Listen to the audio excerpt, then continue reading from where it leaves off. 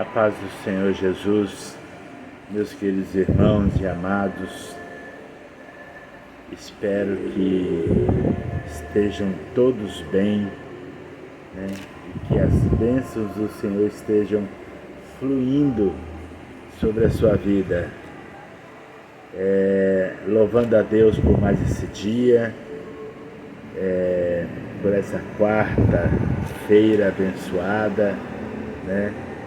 É um dia em que nós separamos para meditar um pouco na palavra de Deus, né? Trazer uma palavra, né? Ao coração dos irmãos e também descansar um pouco, né? Que é a minha folga. Você que ainda não é inscrito no nosso canal, se inscreva, deixe aí o seu like, compartilhe, né? Comente. Vai ser uma bênção ter você aqui no nosso canal. Deus colocou uma palavra no meu coração, como sempre eu já falo para os irmãos, que é uma palavra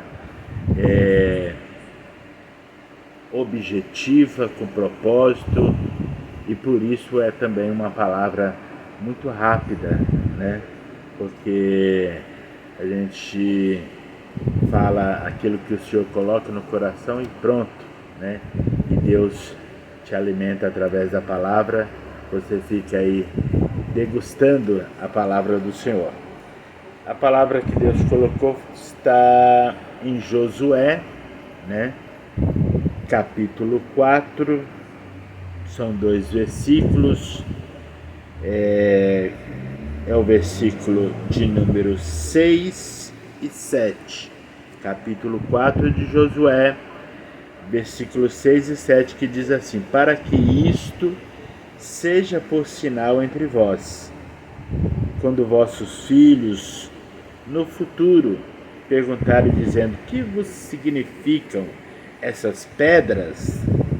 Então lhes direis que as águas do Jordão foram cortadas diante da arca da aliança do Senhor. Em passando ela, foram as águas do Jordão cortadas.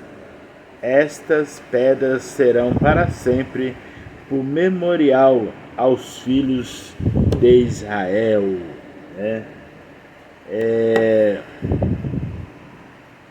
Uma palavra bastante gloriosa. Eu quero antes, porém, né, para a gente entender como nós chegamos aqui até o versículo 6 e versículo 7 do capítulo 4, é claro que eu preciso trazer um panorama, né, dos acontecimentos e os últimos acontecimentos. Então, de forma rápida, veja bem, Moisés, o grande líder do Senhor, né, havia morrido e o povo estava conquistando a terra, e agora o novo líder era Josué. Josué era o novo líder e eles deveriam então conquistar uma cidade chamada Jericó.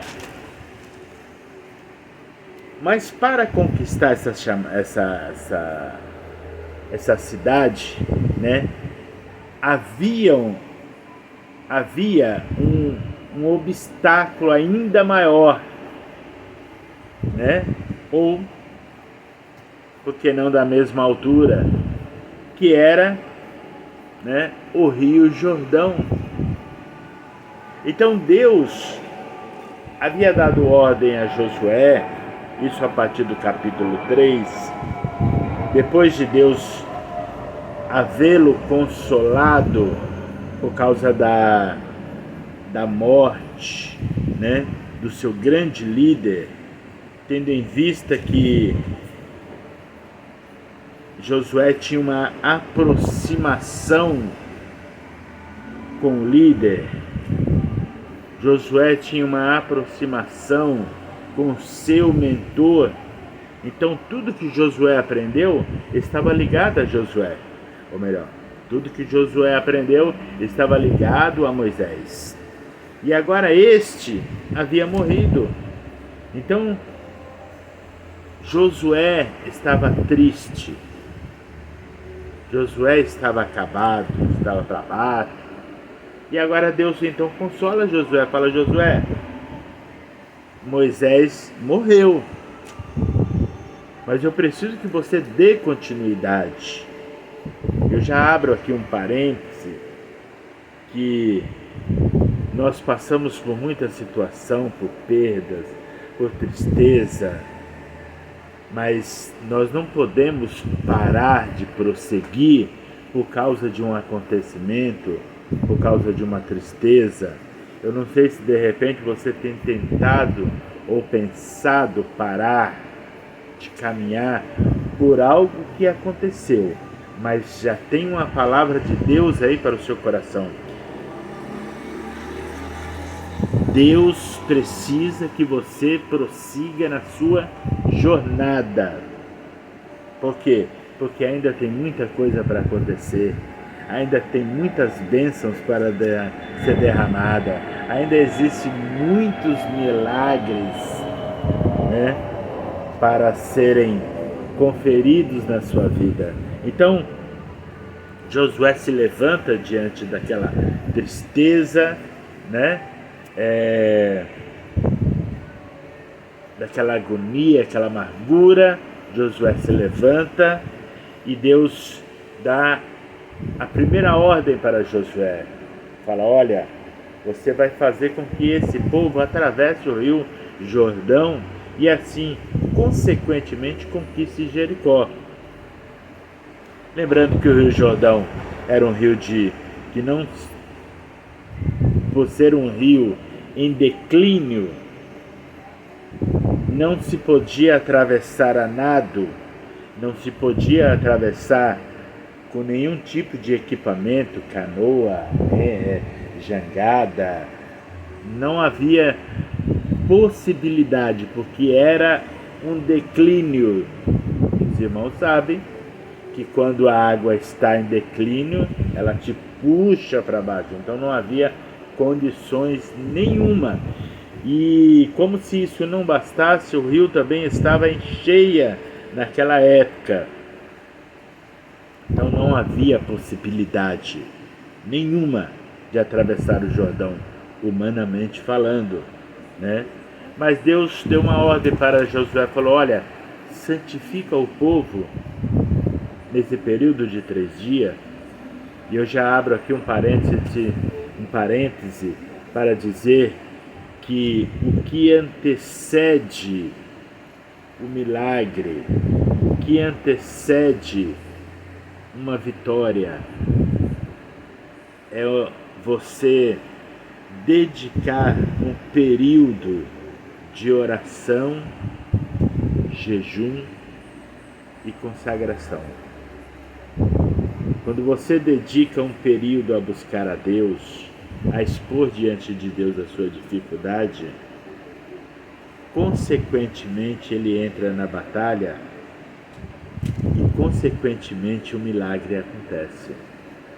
Então o povo se santificaram no período de 3 dias, né, para que eles pudessem então atravessar esse rio Jordão.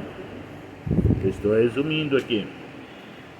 E quando eles então atravessaram, chegou o grande dia deles atravessarem o rio Jordão, a Bíblia diz que o rio Jordão então, quando eles colocou o pé no rio, os sacerdotes levaram a arca, né? E eles colocaram ali a arca na frente. E o versículo 13, só para você entender aí, do capítulo 3, que fala: porque há de acontecer que assim que as plantas dos pés dos sacerdotes que levam a arca do Senhor, o Senhor de toda a terra, pousem nas águas do Jordão, serão elas cortadas, a saber, as que vêm de cima e se amontoarão. Você entendeu agora? As que vêm de cima, porque é um declínio. Então aqui, ó, a água parou aqui, daqui para baixo desceu. E aqui formou uma parede.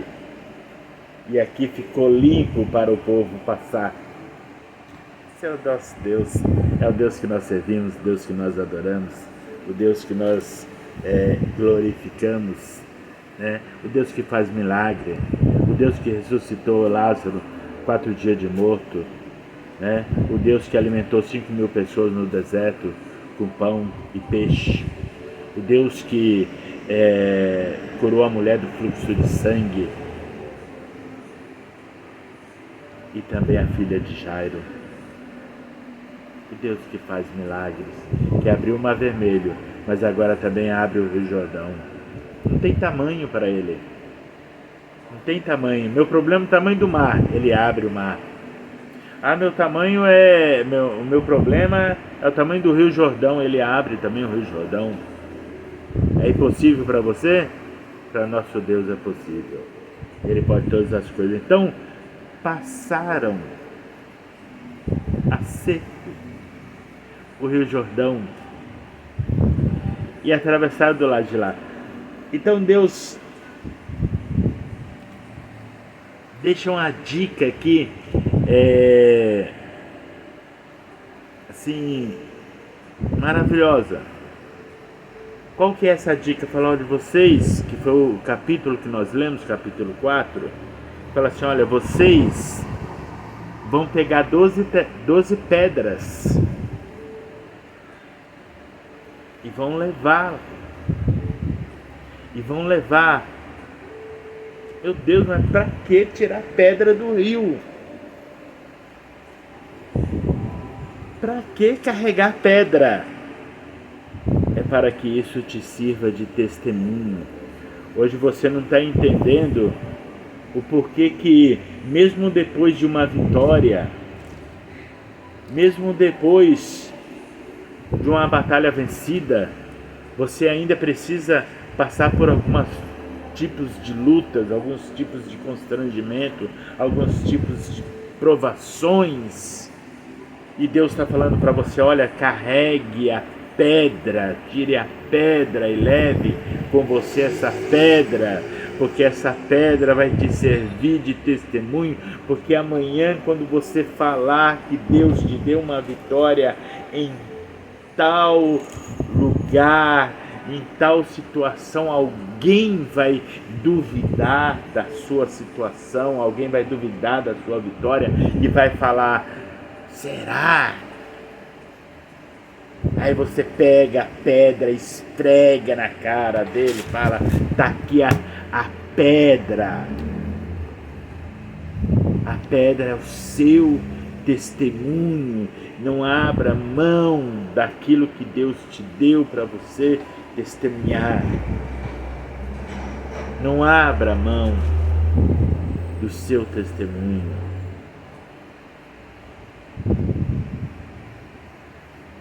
Nós estamos vivendo épocas muito difíceis, que as pessoas não querem carregar pedra. As pessoas não querem levantar. Jesus falou alguma coisa sobre alguns líderes, dizendo que eles colocavam peso sobre as pessoas, mas eles nem com o dedo mindinho queriam carregar. As pessoas não querem mais passar pelo sacrifício, não querem carregar pedra. Você carregar o testemunho é difícil, é duro, é muito sacrificante. Mas Deus te orienta nessa manhã, carrega as pedras.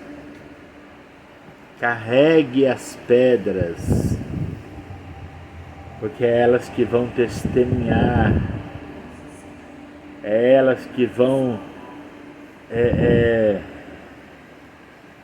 mostrar quem você é. Você não precisa falar quem você é, você não precisa mostrar quem você é, você só precisa das pedras. Só precisa das pedras. Elas são testemunho. O que são as pedras? O que são as pedras? Imagina aqueles homens com aquelas pedras no ombro, cada um levando a sua, porque é individual, o seu testemunho é individual, mano. O seu testemunho é o seu testemunho. Você não pode trabalhar com a ferramenta de ninguém. Você tem que ter a sua própria pedra, o seu próprio testemunho. Você tem que ter a sua própria experiência com Deus. Pare de viver a experiência dos outros. Fulano carregou a pedra, e você? Ah, fulano, Deus curou ali uma enfermidade grande na vida dele, e você? Ah, fulano, Deus abriu uma grande porta para ele, e você? Ah, fulano, Deus salvou a família dele todinha, e a sua família, irmão? E a sua experiência, e o seu testemunho? Então eu venho para te falar aqui nessa manhã, não abra mão das pedras. Elas vão te servir lá na frente. Ah, irmão, eu estou passando por uma grande luta, é as pedras. Não abre mão delas. Ah, irmão, eu estou vivendo uma situação difícil, é as pedras. Lá na frente, alguém vai te perguntar: que pedras são essas? Que são essas pedras? E você vai falar: essas pedras foram do dia que eu passei o Rio Jordão e Deus fez um milagre, e que era impossível, mas Deus interveio e fez um grande milagre na minha vida.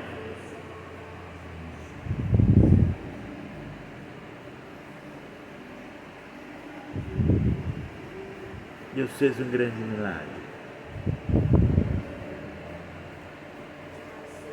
E eu venho aqui para te dizer só isso hoje.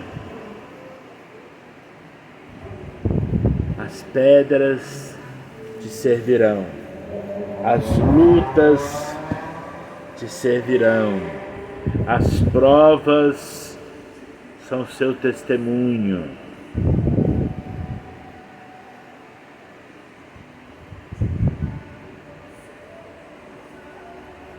E Deus vai sempre se manifestar na sua vida. Quando a pedra for pesada demais, Ele vai te ajudar a carregar as pedras. Porque é com as pedras que também se monta um altar.